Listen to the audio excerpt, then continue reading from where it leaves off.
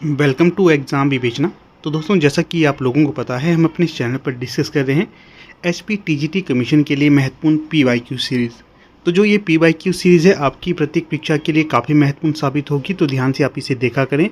आप ये मत सोचिए कि जो ये पीवाईक्यू सीरीज़ है आपकी आगामी परीक्षा में महत्वपूर्ण नहीं होगी। नहीं, कोई भी परीक्षा आपकी क्यों ना हो, वहाँ पर डेफिनेट आपको ये लाभ प्रदान करेगी। इसी के साथ साथ देखिए, जो हाल ही में कोई परीक्षाएं होती हैं, चाहे पुलिस की हो या फिर टेट की हो, उनके प्रश्न पत्र की वीडियो भी आपके समक्ष लाता हूं, परंतु आप उन पर ज़्यादा गौर नहीं फरमाते। तो ये थोड़ी सी आपकी भूल है कि वो आपकी परीक्षा में नहीं पूछे जाएंगे। वो डेफिनेट आपकी परीक्षा में पूछे जाएंगे। इसलिए कोई भी लेक्चर आपके लिए फ़िलहाल ले आता हूं मैं, आप उसे देखा करें। सिर्फ टीजीटी ही लिखा हो तो नहीं देखनी आपने। ऐसा नहीं करना कि अगर टीजीटी लिखा होगा तभी देखनी है, अन्यथा अगर पुलिस लिखा है तो नहीं देखना। नहीं, ऐसा नहीं करना है। कोई भी वीडियो में लाता हूँ, आप उनको ध्यान से देखा करें। आपको परीक्षा में ज़रूर लाभ प्रदान करेंगी ये सारी चीज़ें। तो इसी उम्मीद के साथ शुरू करते हैं आज का लेक्चर। पीडीएफ इत्यादि के लिए आप हमारे टेलीग्राम और व्हाट्सएप ग्रुप के साथ जुड़ सकते हो। उनके लिंक आपको डिस्क्रिप्शन में दे दिए गए हैं। बाकी देखिए, अगर वहाँ पर जाके डायरेक्ट नहीं जुड़ रहे तो ये हमारा व्हाट्सएप नंबर है, इस पर आप क्वेरी कर सकते हो। ये भी आपको डिस्क्रिप्शन में मिल जाएगा। नहीं तो आप यहाँ पर डायरेक्ट इसे नोट करके भी क्वेरी कर सकते हो। पीडीएफ वगैरह आपको डिस्क्रिप्शन में मिल जाएगी। तो इससे पहले भी हमने इसके बहुत से पार्ट्स को डिस्कस करा है। नहीं देखा है तो उनकी प्लेलिस्ट भी दे दूंगा मैं डिस्क्रिप्शन में, तो वहाँ पर जाकर भी आप देख सकते हो। तो देखिए, पहला प्रश्न यहाँ पर क्या पूछा गया है। सिंधु सभ्यता के लोग किस देवता की पूजा करते थे। 4 विकल्प आपके समक्ष दिए गए हैं। इनमें जो सही होगा तो वो बताना है आपने। तो यहाँ ज़्यादा लंबा नहीं खींचूंगा, आपको प्रश्न पढ़ूंगा और उत्तर देने की कोशिश करूंगा। अंत में थोड़ा सा आपको अलग से भी समझाऊंगा। देखिए, सिंधु सभ्यता के लोग किस देवता की पूजा करते थे। पशुपति नाथ की करते थे। ये देखिए, जो ये टीजीटी कमीशन का प्रश्न पत्र है मेरे पास 2013 का, टीजीटी कमीशन आर्ट्स वालों का है ये, तो ध्यान रखना आपने।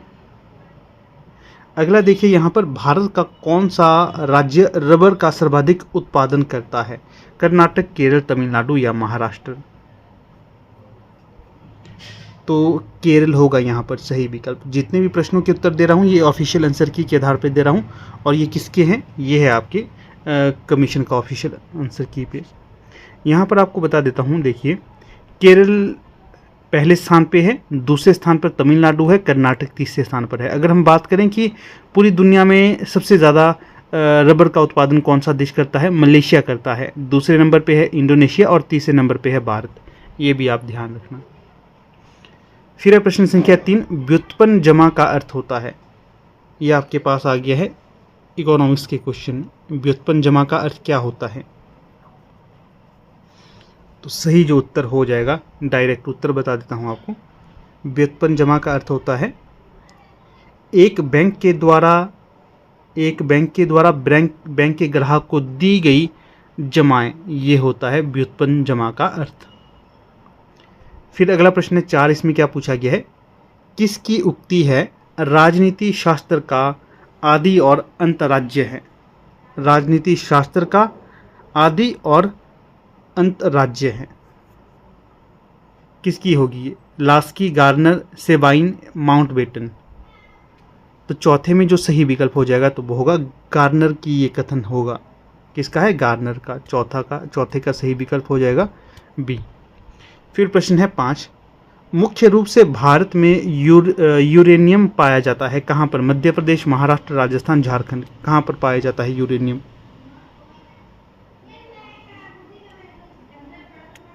तो ये पाया जाता है आपके झारखंड में। झारखंड ये आपके यूरेनियम के लिए फेमस है। और जो केरल में क्या पाया जाता है, थोरियम।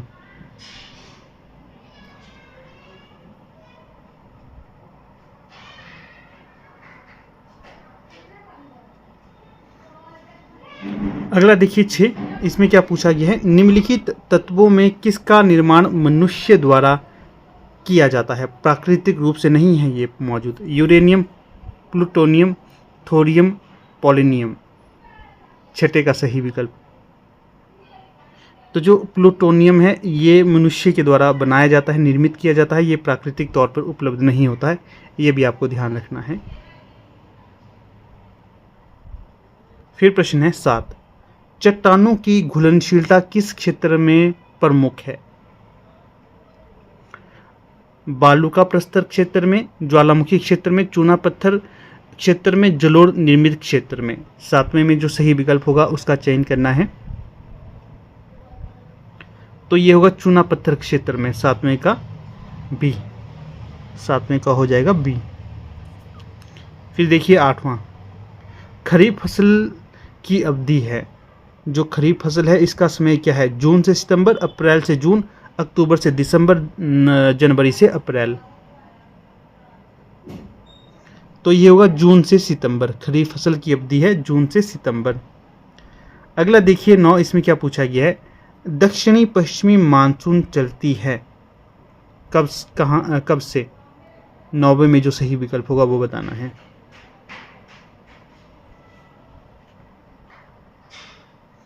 तो 9वें में जो सही होगा मई से सितंबर, नवंबर से जनवरी और अक्टूबर से जनवरी या उपयुक्त में से कोई नहीं।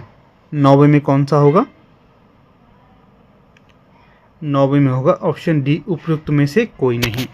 अगर मैं थोड़ा सा बता दूं इसके बारे में, जो भारत में दक्षिणी पश्चिमी मानसून 5 जून को केरल में मानसून विस्फोट के साथ प्रारंभ होता है। कहाँ से? केरल में।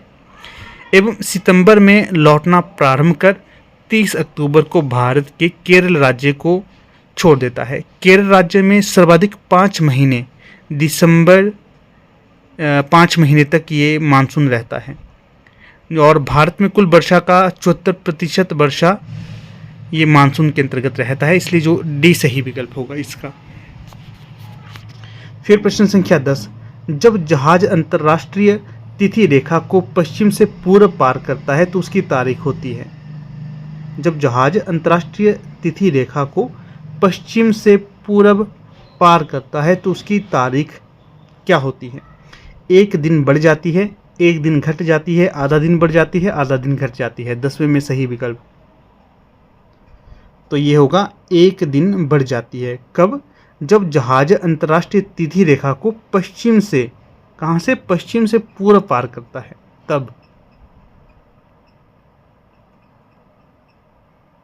फिर अगला प्रश्न यहां है 11, सूर्य की सतह का तापमान लगभग है कितना है? सूर्य की सतह का तापमान 2000 डिग्री सेंटीग्रेड, 3000 डिग्री, 4000 डिग्री या फिर 5000 डिग्री।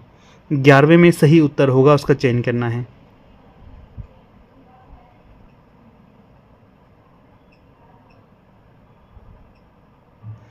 तो 11वें में हो जाएगा option D, 5000 degree centigrade.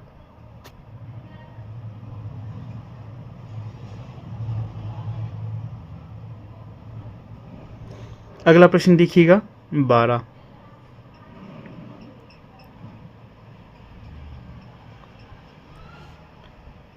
Seal क्या है? कठोर हुए मैग्मा द्वारा निर्मित लंबद्ध चादर, कठोर हुए मैग्मा द्वारा निर्मित समानांतर चादर, मुड़ी हुई चादर या अवनमन किया होगा 12 में। तो जो 12 में सही विकल्प होगा कठोर हुए मैग्मा द्वारा निर्मित समानांतर चादर, इसे सील कहा जाता है। अगला प्रश्न देखिएगा यहाँ 13, निम्नलिखित को सुमेलित कीजिए। यहाँ पर क्षेत्र दिए गए हैं और ये यहाँ पर ये पदार्थ दिए गए हैं कि किस क्षेत्र में कौन सी चीज़ पाई जाती है। 13 में जो सही विकल्प होगा उसका हमने चयन करना है। जैसे देखिए खेतड़ी किस चीज़ के लिए प्रसिद्ध है? खेतड़ी, तो जो खेतड़ी क्यों प्रसिद्ध है? ये अपने तांबे के लिए प्रसिद्ध है खेतड़ी।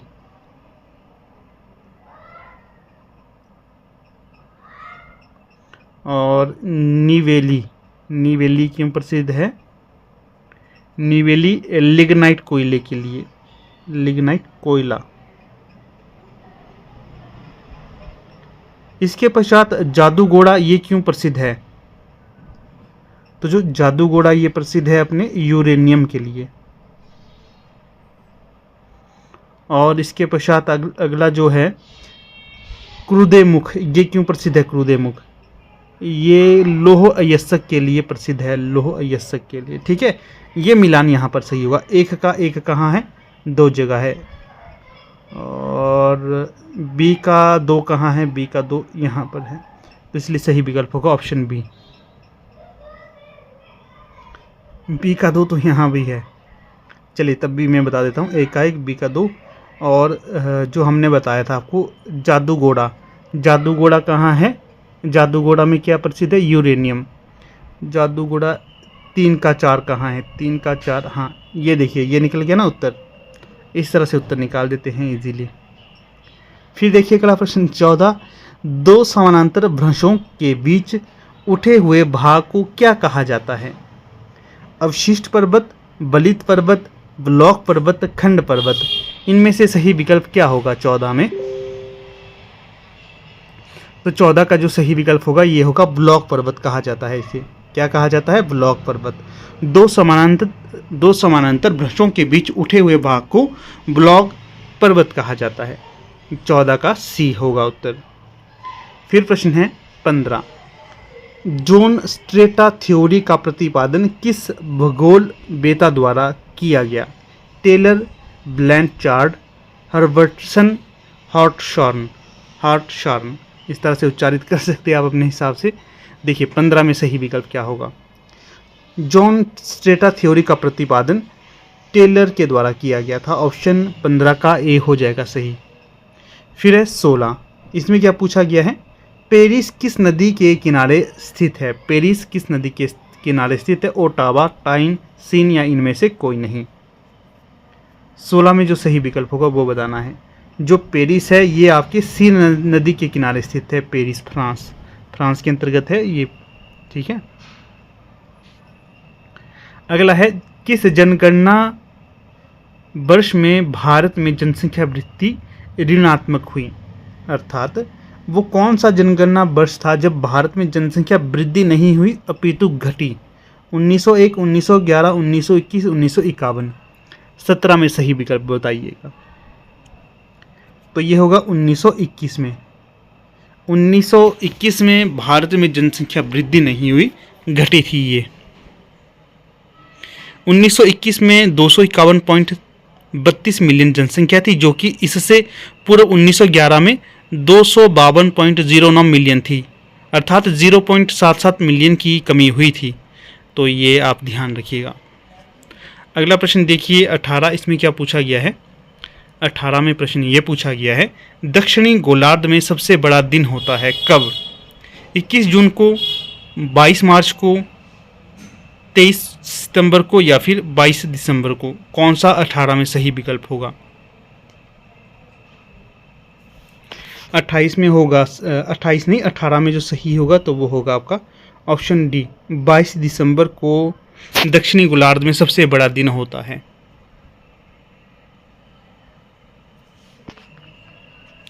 यहाँ पर क्यों होता है, क्योंकि 22 दिसंबर को सूर्य मकर रेखा पर चमकता है, ठीक है। अगला जो प्रश्न है 19 में क्या पूछा गया है, ये देखिए ध्यान से, मैं आपको कह रहा हूँ, बार बार कह रहा हूँ, ध्यान से आप इन वीडियोस को देखा करें। आपकी कोई भी परीक्षा क्यों ना हो, वहाँ पर आपको डेफिनेट ये लाभ प्रदान करेंगी। तो ज़्यादा कहना अच्छा नहीं लगता है, आपको खुद समझना चाहिए। वीडियोस जो भी मिलती है तो इन्हें ये नहीं सोचना कि नाम यहाँ पर टीजीटी कमीशन नहीं लिखा तो तब हम नहीं देखेंगे। चाहे जीके की कोई भी वीडियो हो, आपने देखनी है, आपको लाभ प्रदान होगा इससे। प्रश्न संख्या 19, भारत के किस बंदरगाह द्वारा सबसे अधिक मात्रा में लौह अयस्क को निर्यात किया जाता है।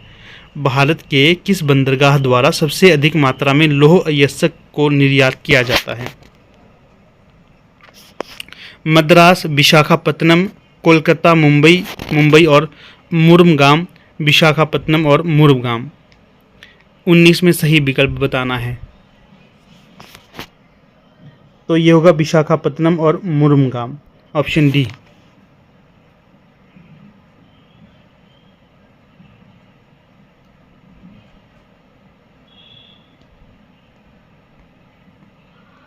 अगला देखिए 20, भारत के प्राकृतिक वनस्पति के संबंध में कौन सा कथन सही होगा, सही पूछा गया है। तो सीधा अगर मैं चले जाऊं उत्तर के पास तो वो इस प्रकार से है, अधिक वर्षा वाले क्षेत्र में सघन उष्ण कटिबंधीय वन पाए जाते हैं। अधिक वर्षा वाले क्षेत्रों में सघन उष्णकटिबंधीय वन पाए जाते हैं, सही है। औसत वर्षा वाले क्षेत्रों में मानसूनी वन पाए जाते हैं, सही है। निम्न वर्षा वाले क्षेत्रों में शीतोष्ण घास के मैदान पाए जाते हैं, यह भी सही होगा। इस आधार पर सारे विकल्प सही है, तो ऑप्शन डी सही होगा यहाँ। अगला है 21, निम्नलिखित देश और राजधानी में कौन सा युग्म गलत है, गलत बताना है। देश और राजधानी आपको याद रखनी है, पूछा जाता है। देखिए यहाँ पर पूछा गया है,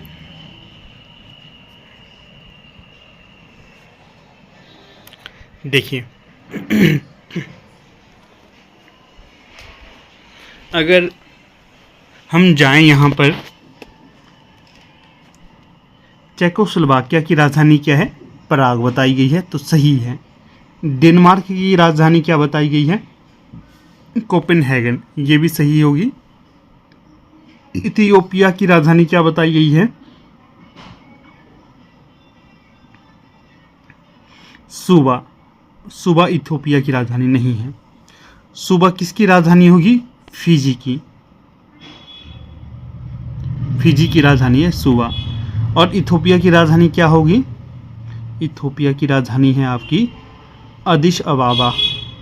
अदिश अबाबा।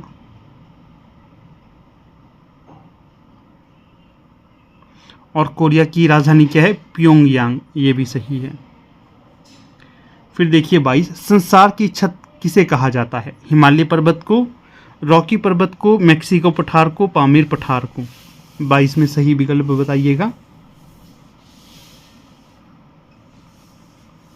तो देखिए पामीर पठार को संसार की छत कहा जाता है। अगर बात की जाए ये पठार कितना मीटर ऊंचा है,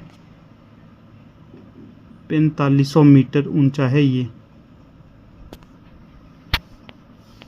अगला देखिए 23, कैस्पियन सागर या झील अवस्थित है, पूर्णतः यूरोप महाद्वीप में, पूर्णतः एशिया महाद्वीप में, कुछ अफ्रीका में, कुछ एशिया में, कुछ यूरोप, कुछ एशिया में। कौन सा 23 में सही विकल्प होगा, तो जो सही विकल्प होगा तो वो होगा डी, कुछ यूरोप में, कुछ एशिया में। कैस्पियन सागर एशिया के कजाकिस्तान, तुर्कमेनिस्तान एवं ईरान तथा यूरोप के अजरबैजान तथा रूस से लगा हुआ है। याद रखिए, फिर से देश बताता हूँ। एशिया के देश हैं कजाकिस्तान, तुर्कमेनिस्तान और ईरान, और यूरोप के देश हैं अजरबैजान और रूस। अगला देखिए 24, दक्षिणी गोलार्ध को ग्रीष्म अयनांत कब होता है, तो जो 24 में सही विकल्प होगा तो वो होगा डी, 22 दिसंबर को। 22 दिसंबर को सूर्य मकर रेखा पर लंबवत चमकता है, अतः वहाँ पर ग्रीष्म ऋतु होती है, क्योंकि मकर रेखा दक्षिण गोलार्ध में स्थित है। अगला प्रश्न है 25, इसमें पूछा गया है आपसे, निम्न में से कौन सा जोड़ा गलत है। देखिए अगला प्रश्न है, निम्न में से कौन सा जोड़ा गलत है।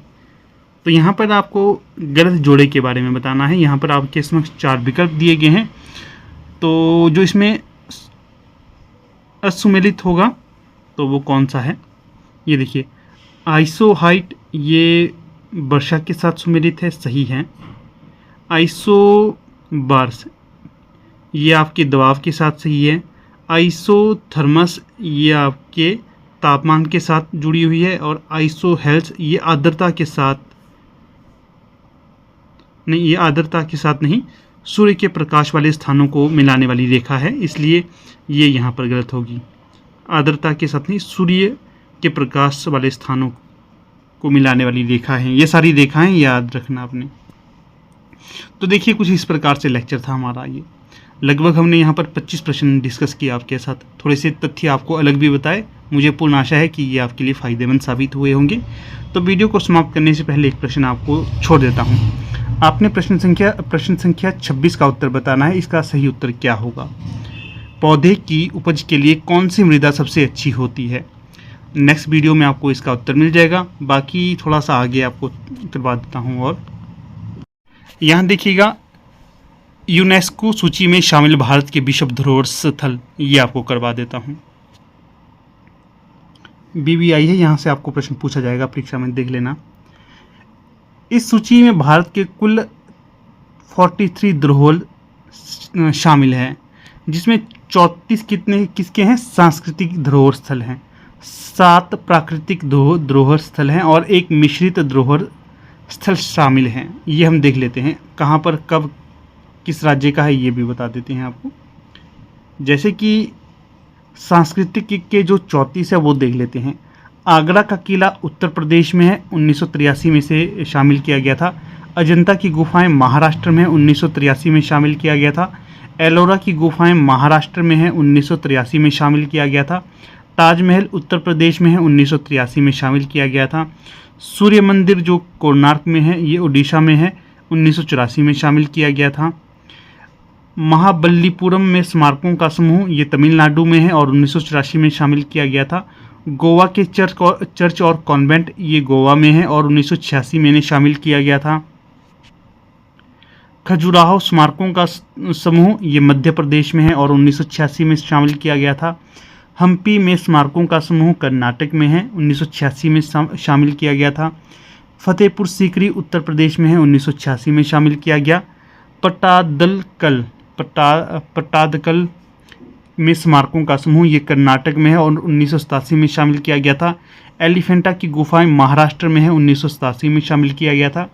आपसे ये भी पूछा जा सकता है कि एलिफेंटा की गुफाएं कहाँ हैं? महाराष्ट्र में है। तो सारा का सारा इंपॉर्टेंट है, ये याद रखना। Greta living Chola temples Tamil Nadu में है और 1987 और 2004 में शामिल किया गया था। सांची में बौद्ध स्मारक मध्य प्रदेश में है, 1989 में शामिल किया गया था। हुमायूं का मकबरा दिल्ली में है और 1993 में शामिल किया गया था। कुतुब मीनार और उसके स्मारक दिल्ली में है, 1993 में शामिल किया गया था। भारत का पर्वतीय रेलवे पश्चिम बंगाल, तमिलनाडु और हिमाचल प्रदेश में कितनी जगह में है? भारत का पर्वतीय रेलवे पश्चिम बंगाल, तमिलनाडु, हिमाचल प्रदेश। और 1999 में इसे, 2005 में इसे और 2008 में इसे शामिल किया गया था। याद रखना है, BBI है ये भी। बोध गया में महाबोधि मंदिर परिसर बिहार में है और 2002 में शामिल किया गया था। भीमबेटका की रॉक शेल्टर मध्य प्रदेश में है, 2003 में शामिल किया गया था। छत्रपति शिवाजी टर्मिनस पूरब में विक्टोरिया टर्मिनस, ठीक है, ये महाराष्ट्र में है, 2004 में शामिल किया गया था इन्हें। इसके पश्चात अगला है चंपानेर पावागढ़ गुजरात में है, 2004 में शामिल किया गया था। लाल किला परिसर दिल्ली में है, 2007 में शामिल किया गया था। जंतर मंतर जो जयपुर में है, राजस्थान में है, 2010 में शामिल किया गया था। राजस्थान की पहाड़ी किले राजस्थान में ही है, 2013 में शामिल किया गया था।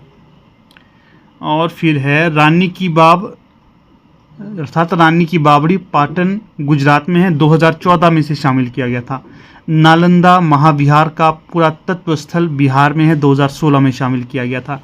ले कॉर्बूसियर का स्थापत्य कला, ये जो ले कॉर्बूसियर का स्थापत्य कला चंडीगढ़ में है, 2016 में शामिल किया गया था।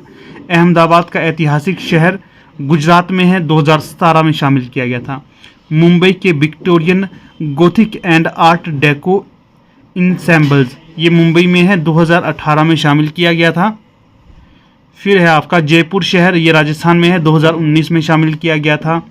फिर आपका है आगे काकतीय रुद्रेश्वर रमप्पा मंदिर, ये तेलंगाना में है, 2021 में शामिल किया गया। धोलावीरा एक हड़प्पा शहर है, ये गुजरात में है और 2021 में से शामिल किया गया। शांति निकेतन पश्चिम बंगाल में है, 2023 में शामिल किया गया। होयसल के पवित्र मंदिर समूह, ये कर्नाटक में है, 2023 में शामिल किया गया। मोइडियम्स ओहम राजवंश का टीला दफनाने की प्रणाली इसकी, ये असम में है, 2024 में से शामिल किया गया। और ये हो गया आपके सांस्कृतिक स्थल। और ये अब प्राकृतिक स्थल हम देखते हैं, ये कितने हैं? 7 हैं। जैसे कि काजीरंगा राष्ट्रीय उद्यान असम में है, 1985 में शामिल किया गया। मानस वन्य जीव अभयारण्य, ये असम में है, 1985 में से शामिल किया गया। केवलादेव राष्ट्रीय उद्यान राजस्थान में है, 1985 में शामिल किया गया। सुंदरबन राष्ट्रीय उद्यान पश्चिम बंगाल में है, 1987 में शामिल किया गया। नंदा देवी और फूलों की घाटी राष्ट्रीय उद्यान उत्तराखंड में है और 1988 और 2005 में शामिल किया गया। पश्चिमी घाट महाराष्ट्र, कर्नाटक व केरल व तमिलनाडु है इसके अंतर्गत, और इसे 2012 में शामिल किया गया। ग्रेट हिमालयन राष्ट्रीय उद्यान संरक्षण क्षेत्र हिमाचल प्रदेश में है, 2014 में से शामिल किया गया। मिश्रित के अंतर्गत देखिए यहाँ पर कई चीज़ों के लिए एक ही है। कंचनजंगा राष्ट्रीय उद्यान सिक्किम में है, 2016 में से शामिल किया था। जो भी मैंने आपको यहाँ पर एक्स्ट्रा फैक्ट बताए तो ध्यान से आप इनको देखना, डायरेक्ट इनडायरेक्ट आपकी परीक्षा में ये लाभ प्रदान करेंगे। बाकी देखिए, वीडियो को समाप्त करने से पहले आपको यहाँ पर बता देता हूँ, हमारी टीम के द्वारा HPTGT कमीशन या फिर अदर एग्जाम हो जो HPPSC शिमला, HPRCA हमीरपुर या HP बोस के द्वारा कंडक्ट किए जाते हैं, इनके लिए व्हाट्सएप ग्रुप बनाया गया है। फिलहाल ये फ्री व्हाट्सएप ग्रुप है। यहाँ पर आपको डेली स्टडी मैटर सेंड किया जाता है। यहाँ पर आप देख सकते हैं, स्टडी मैटर डेली आपको सेंड किया जाता है। PDF फाइल इत्यादि भी आपको यहाँ पर सेंड की जाती है। आप यहाँ पर जाकर इसे विजिट कर सकते हैं। जो भी आपको डाटा चाहिए यहाँ से मिल जाएगा। तो जुड़िएगा, लाभ प्रदान करेगा ये व्हाट्सएप ग्रुप आपको, ठीक है ना। कोई क्वेरी रहती है तो व्हाट्सएप नंबर आपको पता है हमारा, उस पर आप क्वेरी भी कर सकते हो।